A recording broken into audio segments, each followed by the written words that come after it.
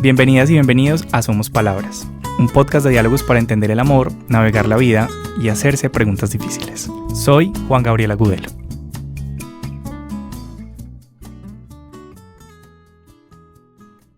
Hola, aquí Gabo. Estamos celebrando 2 años desde que nació Somos Palabras y estoy feliz de contarte que sacamos libretas, separadores de libros y pósters para hacerle honor a las palabras. Si quieres apoyarnos para seguir produciendo este podcast, te esperamos en la tienda de Somos Palabras en Instagram. Gracias por escuchar.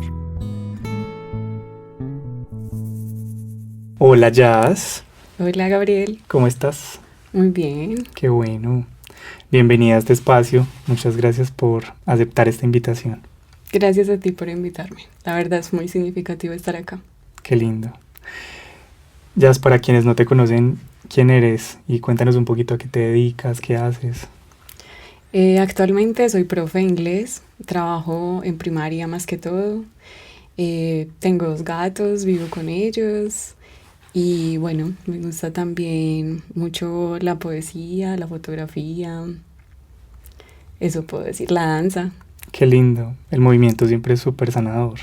Sí, totalmente. He encontrado en la danza, por ejemplo, también un modo de expresarme, lo mismo que la poesía, total. Qué lindo. Bueno, cuando conversamos sobre esta invitación y sobre que vinieras a hablar aquí sobre este tema que justo vamos a tocar, que es algo importante de tu familia y pues fue un suceso importante, no lo dudaste. ¿Qué pasó por tu mente cuando un poco conversamos sobre ella? Bueno, de hecho te voy a contar la historia, fue muy sorprendente porque cuando tú me invitaste, más o menos 2 horas antes, le había dicho a una prima que yo quería participar en un podcast. Wow. Entonces fue una sincronía. Tú me dijiste y yo quedé en shock. Yo dije, wow, porque yo ya lo había manifestado, yo dije que cuando pasan estas historias, el contarlas, me parece que eso les da mucho sentido. Claro. Entonces, la verdad fue muy sorprendente y, como dices, no lo dudé. Qué lindo. Además, porque fue muy particular cómo llegamos a esa conversación. Sí. Nosotros justo, o sea, mi novio y yo habíamos estado en la selva y justo conté un pedacito de Casi se nos ahoga y ahí Sí. fue donde salió un poquito como esto, pero bueno, ya vamos a entrar un poquito más ahí. ¿Quién era Susana Isabel? Susana era mi melliza. Pues ya ahora no está. Ella, de hecho, pues cuando mencionas lo de la historia, murió ahogada cuando teníamos 13 años. Ya hace muchos años. ¿Cuántos Sí. tienes ahorita? Voy a cumplir 30 ahora el 23 de agosto. Wow, ya cerca. Sí, total. Sí, súper bien, qué lindo. Pero eran mellizas, ¿no? Sí. ¿Y qué se siente como crecer con una melliza? Bueno, hay muchas particularidades. Por ejemplo, como siempre estás acompañada, piensas en 2. También se desarrolla como cierto cuidado por el otro. En mi caso, como estar pendiente de mi hermana. No sé, creo que es muy chévere porque vives tu vida en compañía con el otro. Entonces te acostumbras como a estar siempre disfrutando los espacios y pudiéndolos contar a otra persona. Qué lindo. ¿Y qué era lo que más recordabas que disfrutabas con ella? No sé, como todos nuestros juegos de infancia, las risas. Pues recuerdo mucho, mi hermana murió un 25 de diciembre. Recuerdo mucho el 24 de diciembre que nos acostamos riéndonos. Ella dormía en mi misma habitación porque mis papás, mis hermanos no sabían quién era como el niño Jesús. Okay. Entonces ellos hacían como todo el escenario y se metían en todo el cuento y ella y yo éramos muertas de la risa, o sea, nos parecía muy gracioso eso. Entonces recuerdo esos momentos. Qué lindo. ¿Y qué recuerdas de ese 25? Pues como, ¿qué estaba pasando ese día? Ese día, bueno, pues como es típico acá, como el festivo, fuimos a hacer un sancocho, de hecho por Mesopotamia. Ya. Pues recuerdo que el niño Jesús le había traído a mi hermana ropa y ella se la quería estrenar. no la dejaron porque era nueva. Entonces ahí ya luego uno dice como, bueno. Sí, qué particularidad, porque además es como me la acabas de dar y yo la quiero usar. Sí, pero como íbamos para una finca, pues... A volverse nada. Sí, entonces fue como no. Y bueno, hay una experiencia muy significativa que de hecho escribí en algún momento algo al respecto, y fue como mi última interacción con ella, que ella fue a la tienda, o sea, paramos en la Unión a recoger unas personas, y ella fue a la tienda y se compró un chicle de sandía y se lo metió a la boca y se acercó luego, yo estaba en el carro, se acercó y él por la ventanilla me exhaló, me dijo como, ay, mira, huele rico. Y yo dije como, sí, fue como nuestro último encuentro. Sí, eso es como lo que puedo recordar de ese día, antes pues de que pasara lo del suceso. Ya.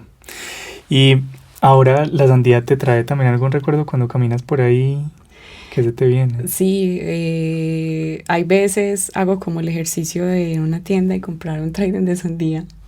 Para tener ese recuerdo. Sí, y lo recuerdo y digo como ve, me parece un momento muy bello, como de conexión otra vez a ese momento de cuando ya estaba. Sí, qué lindo. ¿Y tienes algunos otros elementos con los que la recuerdes? Eh, pues recuerdo mucho su cabello, pues porque era como una de nuestra principal diferencia. Ella era crespa, yo soy lacia. Ok, Recuerdo también que tenía un lunar en el ojo, entonces hay veces cuando veo personas que se asemejan como físicamente, la recuerdo de inmediato. O su color de piel era un poco más morena que yo. Y también que ella era muy alegre, muy divertida. Entonces también recuerdo mucho su personalidad. claro, de ahí está. Yo siempre he tenido una curiosidad con el tema de los mellizos o mellizas y es como esas diferencias si se sienten también cuando está la relación, como que tú identificas que hay un ADN súper claro y yo tengo como la mía, o sentías que todo el tiempo compartían como cosas muy, muy iguales. Pues yo siento que éramos diferentes, aunque nos vestían igual hasta los 10 años. De hecho, nos empezamos a Creo que por vestir. eso es que tengo esa idea en la cabeza un poco. Sí, creo que culturalmente pues también se refuerza. De hecho fue mi hermana, Susana, la que a los 10 años le dijo a mis papás como no, yo no me quiero vestir igual que mi hermana. Y empezamos como a cambiar ya diferente estilo de ropa. Pero pues claro, siempre era lo mismo, digamos, lo mismo en vestuario, lo mismo en las cosas que nos regalaban, casi muy similares, en las actividades que hacíamos. Pero claramente sí había una diferencia de personalidad, lo cual me parece muy bello, muy rico, aunque socialmente existe como la comparación de, ay, pero ¿por qué no eres como tu hermana? ¿O por qué no eres como tu hermana? Me parece que eso hace mucho daño. Yo cuando escucho eso, yo como que inmediatamente me quedo reflexionando y yo no, me parece tan genial que aunque hayamos estado juntas en el vientre y y hayamos crecido, seamos diferentes. Claro, qué lindo. Y regresando a ese 25, ¿cómo recuerdas un poco ese paseo del río? ¿Qué sucedió ahí? Cuéntanos un poquito más como ya un poco el suceso también. Sí, pues nosotros fuimos a pasear, de hecho porque ese día también murió mi tío, Ok, hermano de mi mamá. Nos invitaron a que fuéramos a una finca y era un lugar muy hermoso. Y yo recuerdo mucho que cuando yo llegué eran unas cascadas, era el río Wey. La primera impresión, y yo lo tengo como súper claro, fue como, wow, qué lugar tan hermoso. Era un lugar muy bonito, que caían como dos cascadas y alrededor había árboles, montañas. Y yo dije, wow. Y bueno, todos estábamos ahí, de hecho mis papás, mis hermanos, mis primos, ahí como en el agua, porque, o sea, en una parte eran solo piedritas y ya luego como que se iba incrementando la profundidad. ok. Y bueno, pues ya en un momento que de hecho fue mi mamá la que notó que mi hermana ya como que se la estaba llevando la corriente hacia donde estaban las cascadas, y mi mamá empezó a gritar y ya pues todos intentando hacer cosas, pero no, pues no era posible. ya luego llegó mi tío y pues en medio como de pedir ayuda, mi mamá le dice como ayúdame y mi tío sabía nadar muy bien. Entonces él se tira, va pues como hasta donde más o menos estaba mi hermana y cuando venía de regreso ya los dos se hundieron, o sea, ya no los volvimos a ver. Ya luego pues se descubrió que a mi tío le dio como un aneurisma. Ya. Mi hermana sí muere por ahogamiento y bueno, fue muy impactante porque yo recuerdo que hubo un momento en el que mi hermana sale del agua y pasa, la cruza como una parte del río, pero ella ya estaba muerta. Y es como una imagen que yo creo que uno nunca borra. Y uno dice, wow, pues muy fuerte. Bueno, ya después de eso, pues toda la conmoción, igual teníamos que subir otra vez arriba porque eso quedaba como en un cañón, entonces había que otra vez que subir la montaña. Ese día ya luego llegaron como unos rescatistas, pero no pudieron sacarlos. Entonces también esa parte fue muy dura porque ellos ese día estuvieron debajo del agua, mi tío y mi hermana. Mi mamá no se quería venir del lugar, entonces también fue doloroso. Sí, fue muy doloroso porque tocó como que la trajeran a la fuerza. Ya al otro día sí llegaron unos buzos profesionales y los pudieron rescatar afortunadamente porque siento que también como poder hacer ese ritual de cierre me parece súper importante. Bueno, pues como a grandes rasgos podría decir eso. Sí. ¿Cómo fue darse cuenta que en un mismo día perdiste dos personas muy importantes para ti? Pues la verdad, yo entré como en un estado de shock. Yo de hecho, yo creo que es como un mecanismo de defensa. Claro. Uno le parece que es mentira, me parece que no. O sea, como que uno lo vive y uno ve que pasa todo el velorio y todo, pero uno como que cree que no es verdad. Y uno se puede demorar muchos años en ese estado. Claro. Entonces yo no sé, o sea, yo la verdad me sentía como que lo estoy viviendo, pero a la vez es como mentira, como, ¿podrá ser esto posible? Entonces sí es una sensación muy rara, porque tú lo vives, pero de ahí a darte cuenta de que realmente es real, es todo un proceso. Claro. Justo te iba a preguntar esos primeros días, o sea, ¿cómo fue transitar esos primeros días? Pues yo diría que, como te digo, yo siento que yo me desconecté como de mi emoción para protegerme. Que de hecho lo que hice luego en terapia fue volver a conectarme. Pero siento que tomé mucha distancia, como que era demasiado dolor para tramitar en ese momento, que yo como que lo que hice o como me sentí en ese momento fue como seguir, pero no le prestaba como mucha atención a lo que había pasado, entonces seguía como con mi cotidianidad, obviamente pues las novenas, las visitas, pero no me detuve como a pensarlo mucho. De hecho pues fue muy interesante porque yo contaba la historia, me decían como qué pasó y yo la contaba, pero pues no lloraba, no. Luego en terapia fue muy, muy bonito un evento que de hecho pasó este año, que fue como la primera vez que yo le estaba contando la historia a mi psicoanalista y pude llorar. O sea, como que conté la historia y pude realmente conectarme con esa emoción. Y para mí fue demasiado bello porque siento que recién pasó, yo me desconecté.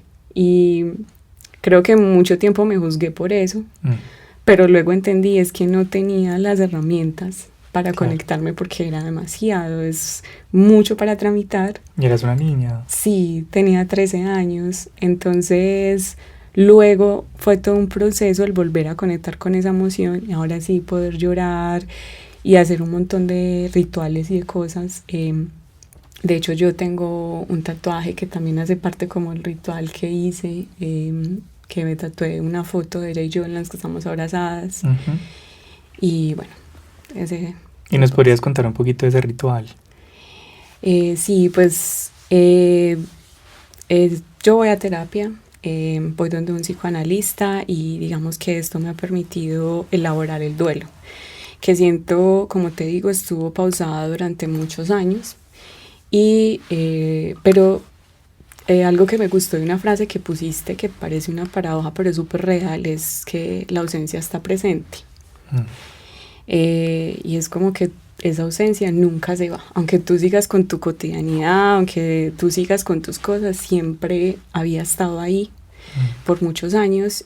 Más o menos hace 5 años que yo comencé a ir a terapia, empecé como a darle nombre, a verla, a abordar un poco como ese agujero que estaba ahí.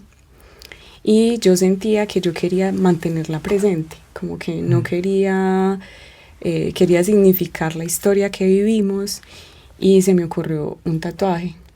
Lo dudé, la verdad, pero recuerdo que mi psicoanalista me decía como, pero si tú lo quieres hacer, hazlo. Y lo hice y fue muy significativo, muy bonito y siento que eso me alivió de cierta forma. Claro. Me parece que los rituales en la elaboración de un duelo son fundamentales. Esto permite como simbolizar, lo cual es esencial, ponerle imagen, ponerle palabra. También mandé a abordar su rostro y también fue algo muy bonito y de hecho es un cuadro que tengo en la sala. Qué lindo. También le das un lugar. Sí. Sí, la reconoces. Sí, entonces por ejemplo llego a mi casa, yo vivo con mis gatos, yo llego a la sala y ahí está ella pues como con su cabello crespo, pues entonces es muy bonito. Qué precioso. ¿Cómo ha sido continuar esa vida sin tu melliza, sin tu doble, por así decirlo? Ha sido muy difícil, la verdad, porque aceptar la pérdida es todo un cuento, o sea, es como que uno lo puede decir, pero de ahí a que tú lo creas es muy duro y hay una experiencia, por ejemplo, de que yo, por cosas de la infancia, yo tengo una hermana mayor. También, entonces ella tenía un pececito de esos que son chiquitos, naranjitas. Como los de Nemo. Sí. Sí. Entonces yo pues como curiosa de niña, yo me puse como a jugar con un color. Bueno, el caso es que el pececito murió y yo quedé como con esa duda con mi hermana mayor. Y a mí luego, ya pues como que hace 2 años más o menos, yo dije, voy a volverle a regalar un pez a mi hermana. Entonces yo me voy pues donde venden peces, bueno, y compro 2. Pero yo no le presté como mucha atención a ese detalle. Entonces yo iba pues como con los 2 pececitos de la pecera, entonces fui igualmente a la casa de mi hermana mayor, le dije, mira, porque yo sé que cuando niña, yo perdóname, pero mira, los pececitos. Ya luego contándole la historia a mi analista, lo que había hecho, él me dice, ¿por qué compraste 2? Claro. Si tú solamente pues le ibas a regalar uno, que fue pues el de la historia. Y yo como, pero es que el otro pececito se va a sentir solo y triste, pues si está solo. Y él me decía, ¿por qué? Pues como tú. Claro. Y yo, me di cuenta que sí, o sea, que estaba como en esa postura de tristeza, es como, me falta algo, no sé, me siento sola. Entonces ese día yo salí de análisis y yo dije, estoy sola, o sea, mi hermana murió y fue duro, claro. Muy duro. ¿Qué sentías? Pues físicamente como vértigo, o sea, yo siento que también en toda la elaboración del duelo mi cuerpo ha jugado un papel fundamental. Claro. Entonces creo que el cuerpo habla a través de síntomas y yo me sentía con vértigo, o sea, yo por momentos salía a la calle y yo sentía como que el piso se me movía, el mundo me daba vueltas,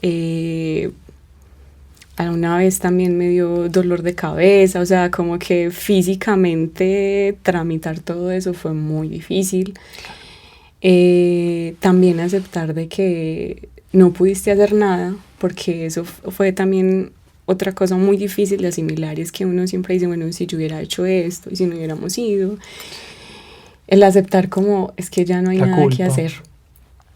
Y claro, lo que dices de la culpa también fue muy difícil, y de hecho también físicamente se manifestaba, y era que hay veces yo me ahogaba, pues yo como que sentía que me daba alergia en la nariz, que me iba a quedar sin respiración, y era muy angustiante. Y hablándolo en terapia era como resignificando ese momento, porque mi hermana muere ahogada. Claro.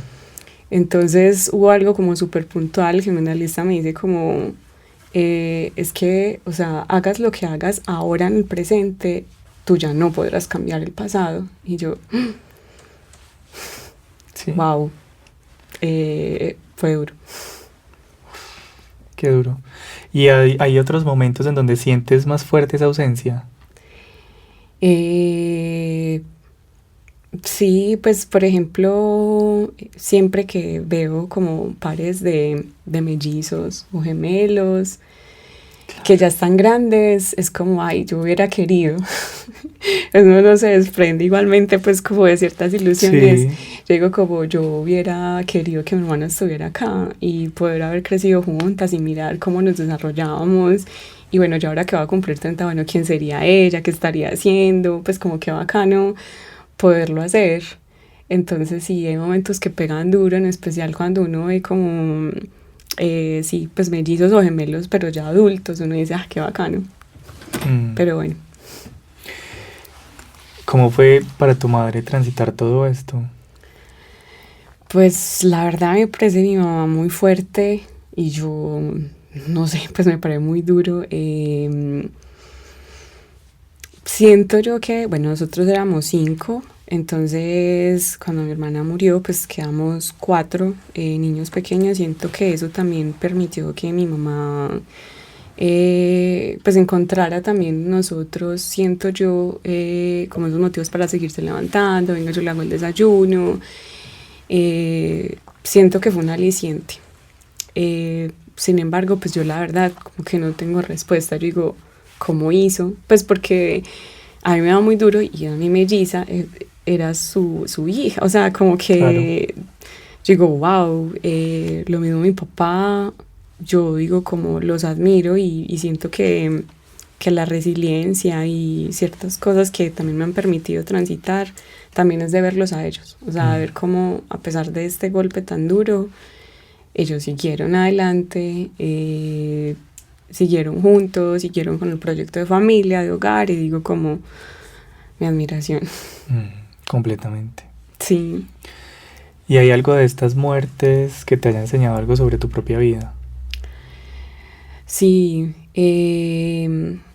por ejemplo, de que somos mortales, que puede parecer algo muy obvio, pero no, hasta que te encuentras la muerte de frente. Así es. Entonces creo que muchas personas, o sea, todos lo sabemos, pero no todos vivimos de acuerdo a lo que sabemos. Entonces, por ejemplo, el hecho de vivir como intensamente los momentos, y esta mañana lo pensaba, y es que yo siempre que salgo de la casa, yo me despido de mis gatos y yo les digo, los amo, los abrazo, y cuando estoy con las personas que quiero, digo, y de hecho muchos me dicen como, ay, tú sí eres catastrófica, porque parezco despidiéndome todo el tiempo. Yo, ay, muchas gracias por todo, me encanta conocerte, es que ¿por qué te estás despidiendo? Y yo lo quiero decir, porque siento que hoy puedo estar, mañana no. Entonces igual siempre como que eso me enseñó a expresar lo que siento por los otros, a no dejar palabras ahí, sino ponerle como, darle trámite, abrazar. Por ejemplo, con mis papás también, o sea, voy, los abrazo, les digo los quiero. Con mis amigos me enseñó que realmente las personas que amamos hoy están, pero de repente puede no estarlo. Entonces también me permite como vivir con eso presente y de valorar mucho la presencia de los otros en mi vida en ese momento, o cuando estoy en una celebración familiar, yo digo, qué genial que puedo estar acá con todos, porque sé que en algún momento esto puede cambiar y será doloroso. Claro. Sí. Qué belleza. Creo que no somos tan conscientes de lo vulnerable que somos demasiado vulnerables, pues súper débiles como especie además, y es muy loco porque creemos que somos infinitos todo el tiempo, es como nos va a alcanzar la energía para todo, el tiempo para todo, pero está muy bello eso que me cuentas de no dejar como ningún pendiente, es como este abrazo no lo quiero dejar pendiente, ni esta conversación la quiero dejar pendiente. Sí, porque digamos que una de las cosas que para mí fue más difíciles de tramitar fue que fue de repente. Claro. O sea, fue como que yo me levanté una mañana, yo era melliza, al mediodía mi melliza había muerto, ya. O sea, en cuestión de unas horas tu vida cambia completamente. Entonces, de hecho, a mí me va muy mal cuando hay cambios bruscos. O sea, como cuando, o con un amigo, cuando estoy hablando y de repente se desaparece. O sea, a mí eso me afecta mucho porque realmente como esos cambios bruscos me remiten otra vez a eso y yo digo, por Dios. Claro. Sí. Claro. Justo ahorita estabas contándome que, bueno, el psicoanalista te había enseñado algunas cosas y has tramitado muchos temas con él, pero ¿qué te empujó hace 5 años a llegar al psicoanalista? De hecho fue por mi hermana mayor. Ya. Pues como te digo, yo seguí pues como con mi cotidianidad, pero yo siento que eso se notaba. Entonces mi hermana mayor me dijo un día como, Jazz, ¿por qué no buscamos terapia? Pues busquemos algo, yo siento como que, no sé, pues te veo como aburrida, como triste. Y en la universidad yo había hablado con un amigo que estudiaba psicología y él me había hablado del psicoanálisis. Y a mí me parecía muy interesante porque lo que hace uno en psicoanálisis es contar su historia, el analista te escucha, te hace preguntas y se va trabajando con la historia de uno, con lo que uno va diciendo. Entonces ya él me recomendó un psicoanalista y comencé a ir, pero realmente fue como el empujón de mi hermana. Ya. Sí. Qué lindo. ¿Y qué has encontrado de ti misma como en ese proceso? Pues como me has contado un montón de cosas, pero como una esencia que tú hayas dicho como no había encontrado esto de mí hasta que no fui al psicoanalista. Pues digo conectar con mi emoción, ¿cierto? Como escucharme. Me parece que eso ha sido como lo más rico, porque a veces uno tiende a minimizar lo que siente. Entonces uno siente tristeza o dolor y no es como, no es nada, pues que creo que también es muy cultural. Sí. Yo como a escuchar las emociones y darle valor, o sea, es decir, si esto me está generando tristeza y si yo siento esto como, pues yo le digo como mi tesorito, como es que es mío, es muy valioso y lo cuido, lo abrazo, lo escucho, siento que ha sido algo que he encontrado. Qué hermoso. Y pues y con respecto al duelo, porque también como a defenderlo, porque una de las cosas que más me ha parecido difícil y de hecho muy cruel es que socialmente todos quieren que pases el duelo rápido. A nadie le gusta como verte triste, afectado, dices, no, es que ya han pasado muchos años. Y para mí, pues de hecho fue cierta rebeldía también, porque dije, es que no importa, o sea, no importa el tiempo que haya pasado, porque no es el tiempo que transcurre en 2001, 2002, es el tiempo lógico, es el tiempo de uno. Así es. Entonces, claro, pues si tú estás llorando ya luego de 10 años, entonces, ay, pero ¿por qué estás llorando? Pero entonces es como darle peso, o sea, es porque hay algo acá, es algo que siento, entonces lo voy a hablar, lo voy a coger y ya, y eso me pareció muy hermoso. Porque en mi caso, por ejemplo, pues han pasado 17 años, pero yo todavía sigo elaborando cosas, sigo haciendo cosas. Y antes me importaba, la verdad en ese momento no me importa, digo como, a ver, pues los procesos son únicos, no hay un duelo igual al otro, así es. Cada uno se demora el tiempo que necesite demorarse, y algo que yo pensaba que me parecía como un poco, no sé si grosero, pero yo decía, bueno, a ver, aquí, ¿quiénes de los que están opinando se les ha muerto una melliza a los 13 años? han tenido que seguir su vida, como para que puedan decir, no, es que ya 17 años es mucho. Pues es mucho para quién. De acuerdo. Entonces me parece que eso ha sido fundamental y también me ha empoderado mucho la terapia en ese sentido, como es que eso es importante para mí y no me importa que si tú piensas que es mucho o que es menos o que ya debería de tramitarlo o que porque sigo hablando del tema es importante y ya. Muy valiente, qué precioso. Si hoy pudieras darle un consejo a alguien que ha perdido a su hermano o a su hermana sobre todo en una edad tan temprana, ¿qué le dirías?